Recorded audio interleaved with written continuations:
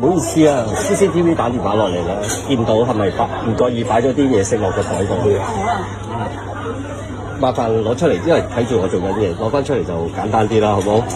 嚇，因為食物啊衞生啦，始終都全部唔緊要嘅，食到可以全部喺度食嘅。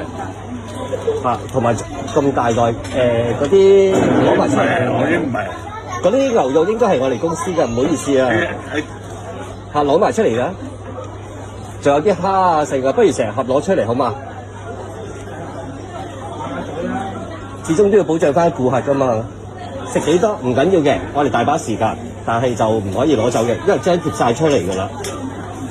麻煩晒，咁咪攞咯。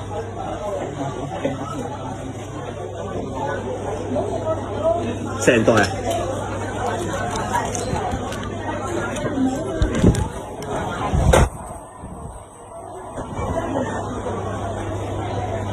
生熟嘅，唔好意思啊。